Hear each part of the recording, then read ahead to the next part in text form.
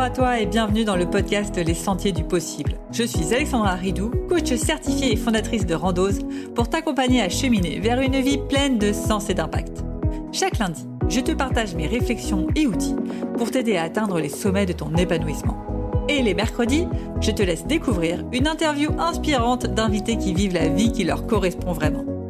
Ah, et j'ai oublié, je t'invite à écouter chaque épisode en marchant.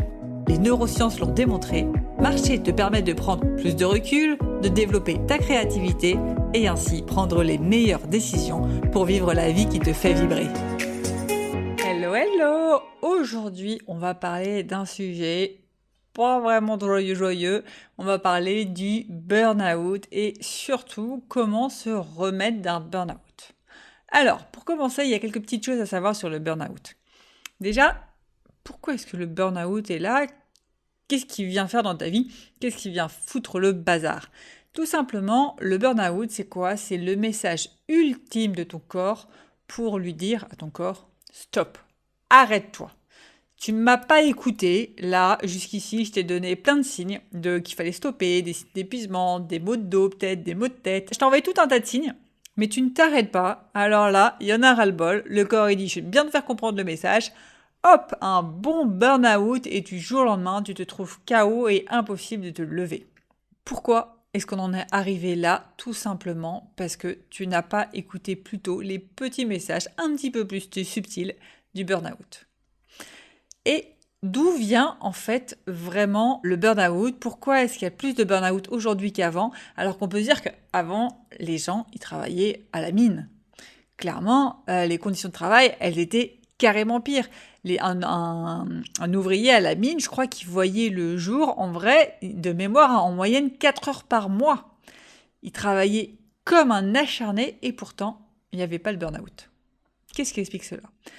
Tout simplement, le fait d'être immobile derrière un bureau. Et à fond dans ton boulot, quand tu as un peu de stress, tu vas du coup générer une hormone qu'on appelle l'hormone de cortisol, qui est l'hormone du stress.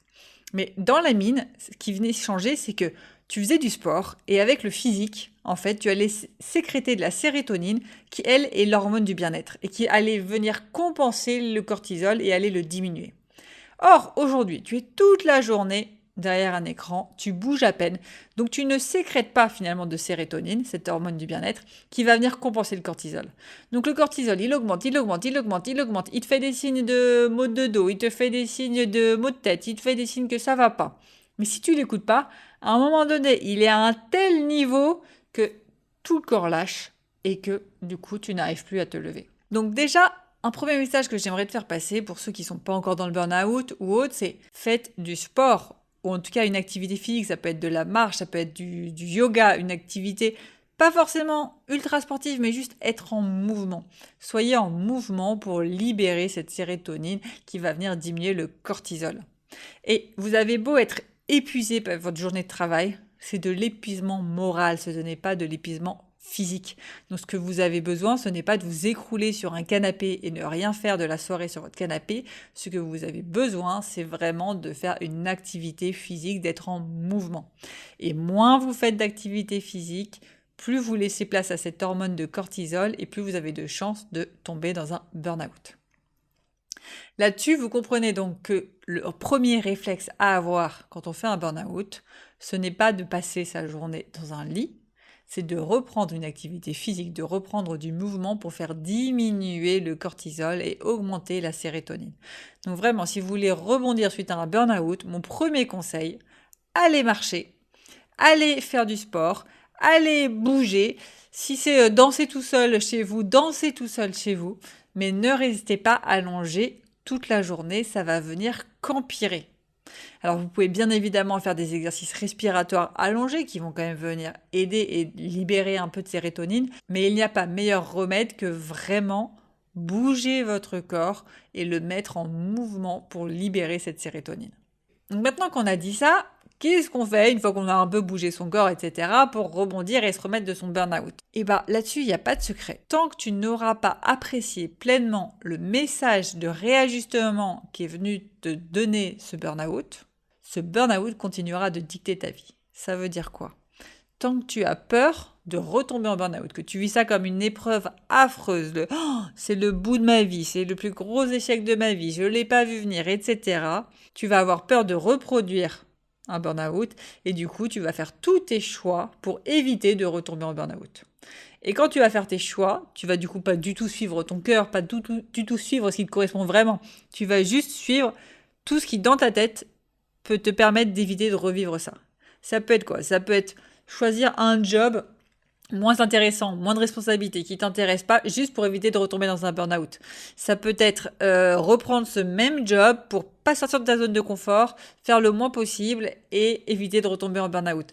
Mais plus tu vas faire des choix, pas par ta vocation de cœur, mais juste par cette peur de burn-out, plus tu as de chances de retomber dans un burn-out et de redépuiser dans quelque chose qui manque de sens, ou de 2, tout simplement de passer à côté de ta vie.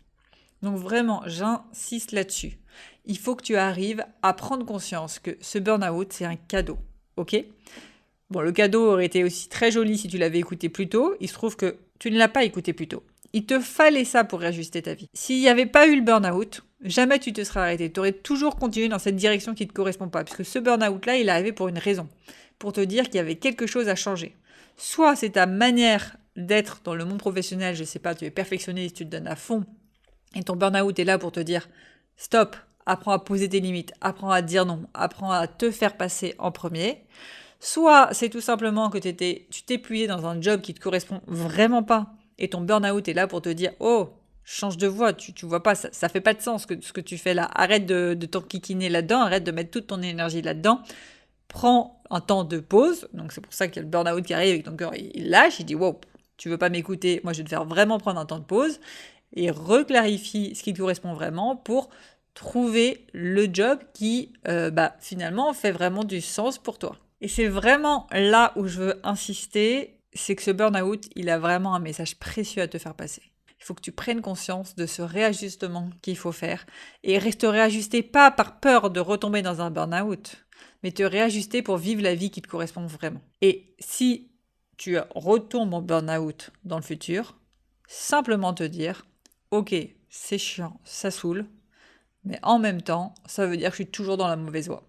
Ça veut dire que je ne me suis pas rapprochée de la vie qui me correspond vraiment. Ça veut dire qu'il faut que je me réajuste encore. Donc cet épisode de podcast est vraiment une invitation, si tu es en burn-out, à écouter le cadeau qu'il y a derrière ce burn-out, à prendre conscience de tous les bénéfices de vivre ce que tu es en train de vivre et surtout à réajuster ta trajectoire pour peut-être retomber dans un burn-out si c'est pas la bonne voie, mais choisir la suite de ta vie professionnelle, pas par peur de retomber en burn-out, mais par envie d'aller enfin vers quelque chose qui te correspond vraiment. Et si tu n'es pas en burn-out, mais que tu te sens proche du burn-out, écoute ce message. N'attends pas que ton corps lâche pour te faire comprendre que vraiment il faut te réajuster.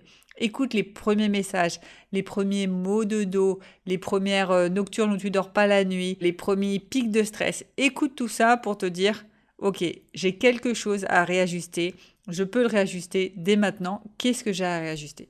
Est-ce que c'est ma façon d'être ? Est-ce que c'est ma façon de faire ? Est-ce que c'est le job dans lequel je suis qui ne me correspond pas du tout ? Bref, creuse pour savoir qu'est-ce que tu dois réajuster. Et bien évidemment, si le travail est trop compliqué seul, et j'ai conscience qu'il n'est pas facile à faire seul, à voir nous-mêmes en nous et nous poser les bonnes questions pour trouver les bonnes réponses, n'hésite pas à te faire accompagner. Que ce soit par un psychologue, par un coach, par un sophrologue, qu'importe, mais fais-toi accompagner si tu as l'impression de ne pas réussir à trouver les réponses seul, de ne pas réussir à apprécier ton burn-out, de ne pas réussir à te réajuster.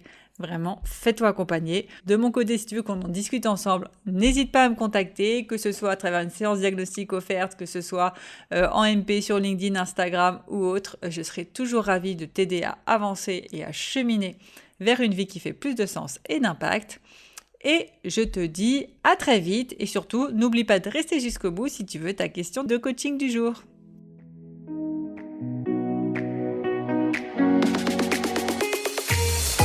Avant de te plonger dans la question de coaching du jour, pense à rejoindre la plateforme d'exercice en ligne du podcast pour y retrouver les notes d'épisode, les questions de coaching et l'action à réaliser pour cheminer pas à pas vers une vie pleine de sens et d'impact. Le lien est en description de l'épisode. Et bien évidemment, si tu as aimé cet épisode et le concept du podcast, tu peux me le faire savoir en me laissant une belle note ou un joli commentaire sur la plateforme de ton choix. Tu peux aussi partager le podcast à une personne qui peut en avoir besoin. Et c'est parti pour tes 2 minutes de coaching et on se retrouve très vite dans le prochain épisode. Bye bye!